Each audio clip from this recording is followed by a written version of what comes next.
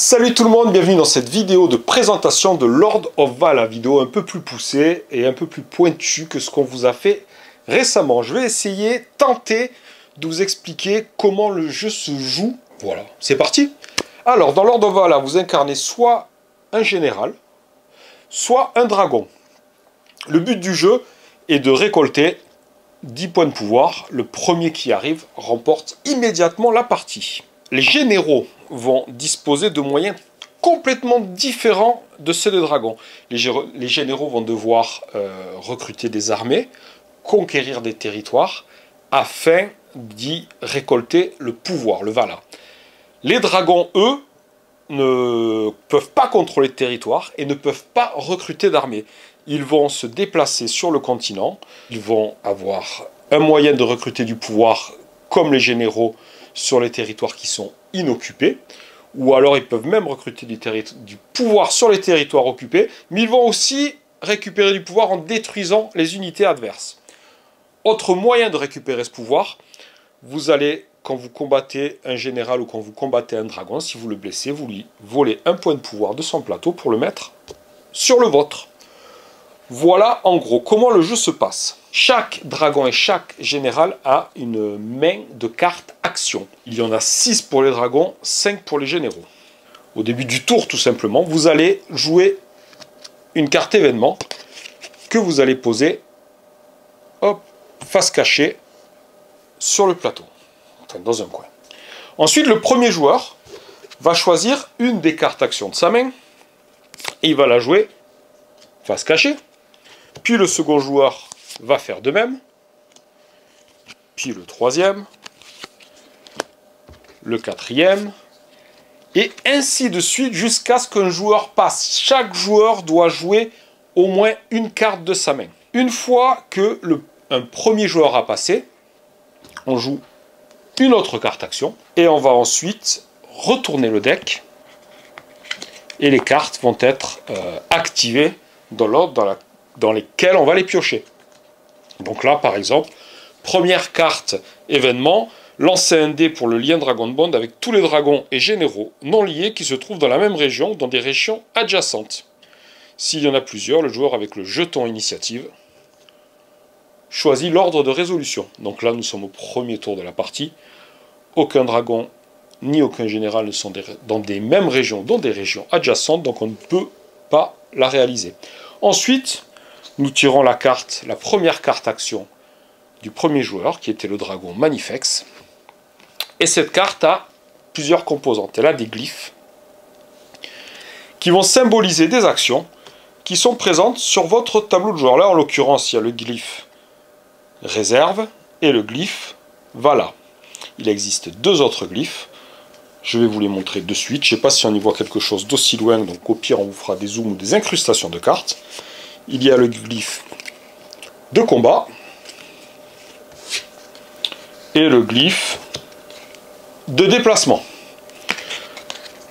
Et donc tout simplement, là, on tire la carte que Manifex a placée, on va résoudre ces deux actions de haut en bas.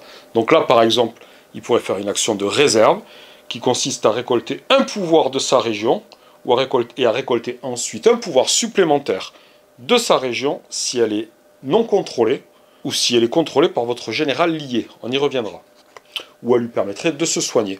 Et ensuite, le deuxième glyphe lui permettrait de jouer une carte Vala de sa main. Il n'en a pas pour l'instant, c'est le premier tour. Ou de piocher la première carte de son deck Vala et de la mettre dans sa main. Les decks Vala sont des decks de cartes pouvoir qui sont uniques à chaque faction et qui vont avoir un impact sur le jeu. Donc voilà l'idée et comment se résolve le jeu. Donc là, j'ai posé les cartes aléatoirement. Donc par exemple, ensuite, c'est au tour de la Laria. C'est toujours un dragon, puis un général, puis un dragon, puis un général, ou inversement. Donc là, il aurait dû faire un assaut, etc. Donc dans la configuration actuelle, c'est pas possible. Je vais peut-être vous montrer un tour de jeu réfléchi une fois que j'aurai fini de vous expliquer les règles. Donc là, on aurait dû jouer la carte de la Laria, puis ensuite, ce serait la carte de Fulgen, puis la carte action de la Tiveria, et ensuite, soit les joueurs ont joué plusieurs cartes action, ce qui sera généralement le cas, soit on tire la dernière carte événement et on applique ce qu'elle dit. Donc voilà comment se joue le jeu en gros. Il y a quelques subtilités. Quand les généraux contrôlent un territoire, ils vont avoir la carte du territoire correspondant dans leur deck. Par exemple, au départ, la Laria a la carte de la Laria et la Tiveria a la route commerciale.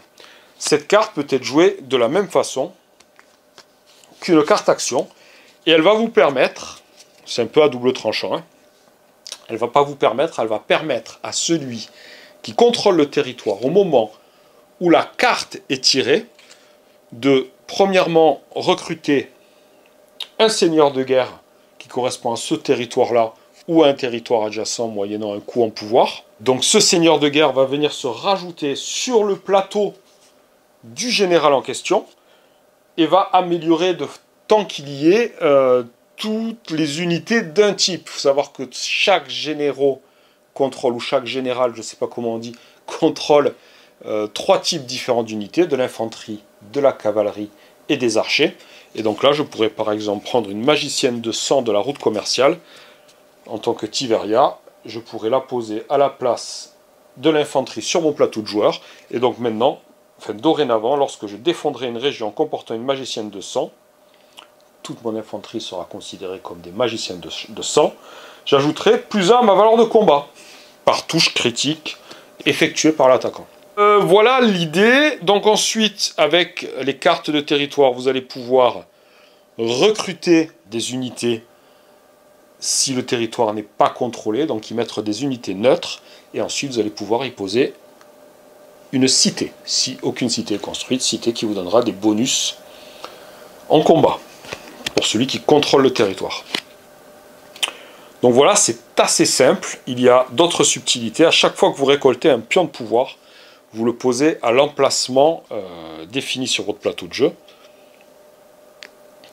Quand vous jouez une carte valeur, vous allez pouvoir dépenser ce pouvoir, le retourner. Vous ne le perdez pas. Quoi qu'il advienne, ils compteront toujours dans le total de 10 nécessaires pour remporter la partie. Quand un général adverse ou un dragon adverse va vous combattre, s'il vous blesse, il va vous piquer un point de pouvoir. Il ne peut pas changer la face sur laquelle il est. Donc si le point de pouvoir a été déjà dépensé, il ne pourra pas le dépenser lui pour activer une de ces cartes Vala. Voilà, donc là vous pouvez voir que c'est très très simple. Quelques autres subtilités. Un joueur ne peut jamais avoir plus de 6 unités du même type sur un territoire. Voilà, je crois qu'on a fait à peu près le tour des règles qui sont très simples. Maintenant je propose qu'on fasse un tour de jeu, comme ça je vais même pouvoir éventuellement vous montrer les combats. Donc un tour de jeu réfléchi. Donc le premier joueur va rester Manifex. Là on met la carte de territoire dans le deck. Hop, je regarde pas la caméra, je sais, mais sinon je vais poser les cartes n'importe où. Alors, Manifex plein sud. Donc pour pouvoir faire quoi que ce soit, il faudrait qu'il se déplace. Donc ce qu'on va faire, moi, c'est que la première carte, déjà la première carte que je joue, c'est donc une carte événement. Ensuite, Manifex, il va jouer une carte Kourou, parce que la carte Kourou lui permet de se déplacer vers une région adjacente. Donc on va essayer d'aller au bois de Nahu, à Nahuac, ou à la Tiveria du Sud. Ça dépendra des actions des autres joueurs. Mais enfin, en l'occurrence, ça, ce sera mon premier mouvement. Donc on va jouer une carte Kourou. Ensuite, l'Alaria, il va jouer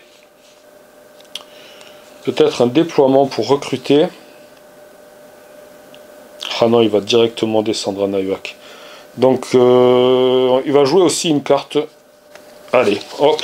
Donc l'Alaria va jouer une carte qui va lui permettre à la fois de recruter et à la fois de piocher une carte Vala. Fulgen, pour sa part. Je sais ce que font les autres joueurs, alors j'essaye de ne pas tricher. C'est moi qui fais tout. Allez, donc lui il va jouer un Kourou et de quoi piocher une carte Vala. Et donc ça, on le remet là. Ah ben oui, ça c'est un move de base. Donc lui il va jouer pareil, un assaut arcanique. Donc de quoi se déplacer, combattre et piocher une carte Vala. Donc là, le premier joueur pourrait dire je passe mon tour. ça va pas être le cas. On va jouer maintenant, il s'est déplacé, il a combattu, donc on va estimer que c'est le bon moment pour récolter du pouvoir. Hop. Ensuite, l'Alaria, pour sa part, va faire de la récolte et va essayer de piocher ou de jouer une carte Vala. Donc, Fulgen, pareil, récolte. C'est moi qui joue tout, donc j'ai la même tactique de jeu un peu pour tous les types. Il n'y a pas trop de surprises. Et donc lui, une fois qu'il aura combattu, il va tenter allez, un assaut supplémentaire. Donc voilà, donc là on va dire que le premier joueur passe.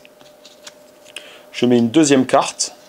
Et c'est parti, on va résoudre le tour. Alors, première, une carte événement. Donc j'ai remis exactement la même que celle que je vous avais montrée, que je pensais avoir mise de côté. Donc c'est pour faire un Dragon Bond, ce n'est pas possible au premier tour. Donc, Manifex a joué une carte avec un glyphe de combat. Donc c'est un Kourou, donc il peut se déplacer vers une région adjacente et engager le combat dans la région dans laquelle il est. Donc on va aller dans les bois de Nahu et on va engager le combat. Le nombre de dés de combat d'un dragon dépend de sa santé. Plus il est blessé, moins il a de dés de combat. S'il devait arriver qu'il soit totalement blessé, à ce moment-là, il ne pourra pas effectuer l'action indiquée sur sa carte, mais il sera obligé d'effectuer l'action de son plateau, repos et guérison, à la place de ce glyphe-là. Donc là, c'est pas le cas. Donc il a 5 dés de combat. Comment ça se passe? Donc les dés de combat ont soit des touches critiques, qui sont les gouttes pleines, soit des touches normales qui sont les gouttes vides. Quand vous jetez vos dés de combat, vous allez appliquer les touches critiques à l'adversaire. Donc là, bon là j'ai fait 3 touches critiques, la pauvre unité neutre qui reste ne fait pas le poids contre un dragon. Néanmoins, s'il était resté des unités sur le territoire, une fois que celles-ci ont encaissé les touches critiques, elles vont soit battre en retraite, donc se déplacer dans un territoire adjacent qu'elles contrôlent ou qui est inoccupé, soit elles vont riposter, auquel cas elles vont vous infliger les dommages de leur riposte, et ensuite vous leur infligerez, vous, les touches normales de vos dés. Donc il y a toujours un risque quand vous partez au combat, que l'adversaire soit assez puissant pour riposter, et éventuellement même qu'il vous blesse, qu'il tue vos unités, avant que vous puissiez infliger les touches normales. Donc voilà, donc là, l'unité neutre est détruite, c'est un dragon, donc il la pose en bas de son plateau. Quand il en aura accumulé 3 unités tuées, il gagnera un point de pouvoir. Où c'est que j'ai mis sa carte? Voilà, il a effectué son action. Nous piochons la carte suivante. C'est au tour de l'Alaria. Donc le premier tour, on ne se rend compte pas trop parce qu'on n'est pas dans des territoires adjacents. Donc l'Alaria, j'ai choisi de faire un déploiement. Donc un déploiement, ça me permet de placer jusqu'à 2 unités dans la région de mon général, ou de déplacer jusqu'à 4 unités alariennes vers des régions adjacentes, non contrôlées ou alliées. Donc moi, ce que je vais faire, c'est que je vais recruter 2 unités. On a 3 types d'unités quand on a un général. On a de l'infanterie, des archers et de la cavalerie, comme je vous l'ai dit. Quand on a une armée qui combat, si elle est totalement équilibrée entre ces 3 types d'unités, elle a plus 1 en valeur de combat, c'est-à-dire plus 1 dé à jeter. Donc là, je vais recruter un cavalier, une infanterie et un archer supplémentaire. Allez. Donc je suis à 5 unités plus le général, 6 unités dans mon territoire de départ. Je ne peux pas dépasser ce nombre. Ensuite, deuxième action, Vala. Donc j'aurais pu jouer une carte Vala de ma main. Je n'en ai pas, donc je pioche une carte Vala et je la mets dans ma main. Donc là, par exemple, c'est un pouvoir qui s'appelle Buromancie, qui coûte 3 pouvoirs à activer. Je place cette carte devant moi et jusqu'à la fin du tour, les joueurs ne peuvent pas se déplacer ou engager de combat dans les régions dans lesquelles se trouvent mes villes. Donc vous voyez, chaque deck a des cartes complètement différentes à ce niveau-là. Donc ça, je l'ai pour plus tard dans la partie. Ensuite, c'est au tour de Fulgen. Fulgen, il a un Kourou. Donc pareil, il va se déplacer, ça va commencer vite à embouteiller, vous allez voir. Donc il va aller dans la chaîne du haut Primalian. Il va ensuite faire un combat. Donc Fulgen, lui, il n'a que, entre guillemets, 4 dés de combat. Il va faire son attaque contre l'unité neutre. Ah si, il y a un critique, on a eu chaud. Il l'élimine avant qu'elle puisse riposter. Il la met sur son plateau pour accumuler du pouvoir. Et ensuite, Fulgen, il y a un deuxième glyphe sur la carte qu'il a joué, donc il peut piocher une carte, voilà, une carte de pouvoir qui s'appelle Réparation, et qui, pour la modeste somme de 2 pouvoirs, lui soignera jusqu'à 3 blessures. Elle est maintenant dans son deck. C'est au tour de la Tiveria. Alors la Tiveria, pareil, il a fait un assaut. Donc il va partir au sud, mais il ne va pas partir avec tout, parce que je veux garder le contrôle de la route commerciale. Donc du coup, je vais me déplacer avec mon général et de l'infanterie et des archers. Donc le général apporte plus 1 en combat. Si j'avais eu 3 unités différentes, j'aurais eu donc 3D parce que j'ai 3 unités, plus 1 parce que j'ai une armée équilibrée, plus 1 parce que j'ai le général, donc 5D là, je n'en ai que 3. Je fais un critique, donc l'unité neutre n'aura pas l'occasion de riposter, je l'élimine, je ne la mettrai pas sur mon plateau parce que c'est uniquement les dragons. Donc ça, c'est fait. Ensuite, je vais pouvoir piocher une carte Vala, deuxième glyphe de ma carte action. Hop, donc cette carte Vala me permettra, asservissement, me permettra pour 3 pouvoirs de remplacer toutes les unités neutres dans une région adjacente à mon général par de mes unités de n'importe quel type. Surprise, surprise pour l'adversaire. Donc là, tout le monde a fait son premier tour de carte action. On fait le deuxième tour de carte action. Donc, Manifex a choisi de jouer le glyphe réserve. Donc ça lui permet de récolter un pouvoir de sa région. Ce qu'il fait. Et il aurait pu récolter un pouvoir supplémentaire si celle-ci n'était pas contrôlée, ou alors était contrôlée par un général lié, on va y revenir. Donc il peut soigner une blessure, et soigner une blessure supplémentaire s'il dépense du pouvoir, il n'est pas blessé pour l'instant, tout va bien. Le général de l'Alaria a décidé, lui, de faire une récolte, donc chaque région, il récolte autant de pouvoir que le nombre d'unités alariennes qui s'y trouvent.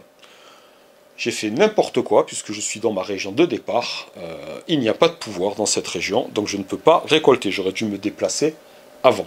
J'aurais pu aussi dépenser un pouvoir pour obtenir une carte seigneur de guerre alignée le long du plateau. Donc voilà, il a fait un tour de merde. Bien joué. À l'arrière, rigole pas Camille. Donc ensuite, il peut piocher une carte, voilà. Il en aura une deuxième, puisque c'était le deuxième glyphe de sa carte. Je ne sais pas si vous y voyez quelque chose d'aussi loin. Donc il récolte Sofai, donc ça lui permet de choisir une région, puis d'y déplacer 6 unités, puis d'engager le combat dans cette région, n'importe où sur le plateau. Et ça coûte seulement un pouvoir. Voilà, ensuite c'est au tour de Fulgen de jouer sa deuxième carte. Donc il a fait réserve, donc il récolte un pouvoir de sa région. Il aurait pu en récolter un deuxième, il ne peut pas parce que pour l'instant il n'y en a qu'un. Vous allez voir que c'est les cartes événements qui permettent de rajouter du pouvoir dans les différentes régions. Et quand il n'y en a plus, il faut aller les chercher. Soit en détruisant les unités adverses si vous êtes neutre ou adverse si vous êtes un dragon, soit en tapant le général adverse, et pour les généraux adverses, en allant taper les dragons ou les généraux adverses. Donc il a fait sa réserve, et ensuite il va piocher, deuxième glyphe, une deuxième carte Vala, qui lui permettra pour 2 pouvoirs, la carte s'appelle Honneur imposé, de placer cette carte devant lui, et pendant ce tour, les dragons ne peuvent engager le combat que contre des dragons, et les généraux que contre des généraux. Ah, c'est pas mal ça aussi, pour mettre des bâtons dans les roues d'un adversaire. L'Alaria refait un assaut, plus intelligent du lot. Donc il va se déplacer sur ce territoire, toujours avec la même armée. On va la jouer un peu chanceuse, donc on va continuer à garder une unité là pour la contrôler, éventuellement récolter au tour d'après. On va se déplacer dans la Tiveria du Sud, et on va attaquer à 2 contre 1. Il n'y a pas de touche critique, il y a une touche normale. Donc là, l'unité adverse est une unité neutre. Elle ne peut pas battre en retraite, donc elle riposte automatiquement. Il suffit qu'elle fasse donc le petit jet où il y a la double touche pour que j'ai perdu le combat. Non, c'est bon. Donc je perds une unité. Ensuite, avec ma touche normale, j'élimine l'unité neutre. Mon général se sent un peu tout seul à côté d'un dragon qui, je l'espère, vu qu'il agit avant au prochain tour, n'en profitera pas pour me bouffer tout cru. On a fini les actions des deux joueurs. On va maintenant tirer la carte événement du fond du deck. Une année d'abondance. Placer 2 jetons pouvoir sur la chaîne du haut Primalian. Pile sous les pieds de Fulgen. Et 2 jetons pouvoir dans la Tyveria du Sud. Tyveria du Sud. Qui est... Ah ben voilà. Je pense que le dragon va venir bouffer le général qui est tout seul dans la Tyveria du Sud. Parce que cette région comporte maintenant 3 points de pouvoir. Ça va être compliqué pour lui. Donc voilà, là vous avez vu un tour de jeu. Donc là c'est le premier tour de jeu. Ça va être beaucoup plus péchu au tour suivant parce que tout le monde s'est rapproché. Le général de Tyveria est en fâcheuse situation parce que j'ai voulu tenter le diable à 2 contre 1. Et je me retrouve à côté d'un dragon avec 3 points de pouvoir sous les pieds. Ça doit lui donner faim. Le général de l'Alaria a rien fait, mais il a de nombreuses forces armées. Attention à qui se retrouvera à côté de lui, surtout qu'il a tiré un pouvoir qui lui permettrait de se déplacer et d'attaquer avec ses unités n'importe où sur le plateau. Et donc les 2 dragons sont en position assez neutre pour aller bouffer un général et récolter plein de pouvoir. Voilà, petite subtilité. Si un dragon et un général se retrouvent dans la même région, donc ils doivent s'y retrouver, ça ne peut pas se faire via un mouvement d'assaut. Parce qu'à la fin d'un assaut, soit il est blessé, soit il bat en retraite. C'est-à-dire qu'à la fin d'un assaut, s'il reste des unités, soit vous battez en retraite, soit vous continuez le combat jusqu'à ce qu'il n'y ait plus d'unités. Donc si vous vous retrouvez dans la même région qu'un général, vous pouvez tenter un Dragon Bond, un lien draconique. Pour ce faire, les 2 persos, celui du dragon et celui du général, vont jeter un dé. Si elles font le même résultat, elles sont désormais liées jusqu'à la fin de la partie. Elles ont un bonus qui est indiqué sur leur carte de lien Dragon Bond. Elles perdront ensemble, elles gagneront ensemble cette partie. Vous pouvez dépenser un pouvoir pour rejeter le dé si vous ne voulez pas vous lier ou si ça a raté que vous voulez vous lier. Voilà, le premier qui a 10 pouvoirs remporte la partie. Dès qu'il y a un adversaire éliminé, que ce soit un dragon ou un général, la partie s'achève immédiatement et c'est le joueur qui a le plus de points de pouvoir qui remporte la partie. J'ai tout fait d'une traite. Je ne sais pas si c'est bon, mais on la garde. Ciao tout le monde, le jeu est en précommande dans vos boutiques, il est à moins de 50 €, le matos est magnifique, il y a de très belles figurines, il y a de quoi énormément vous amuser. Il n'y a que 600 exemplaires disponibles pour toute la France. Il y aura des extensions qui arriveront dans quelques mois qui vous permettront de rajouter éventuellement 2 joueurs supplémentaires ou alors de transformer les pions par des figurines, etc., etc. On vous en reparlera plus tard. Précipitez-vous dans vos boutiques pour le réserver, sinon c'est disponible aussi à la réservation. Sur notre site internet, je crois que j'ai tout dit. Likez, partagez, commentez, abonnez-vous à YouTube, à Facebook, à Instagram, à TikTok. J'ai eu félicitations de Camille avec la tête. Et à bientôt, merci, ciao.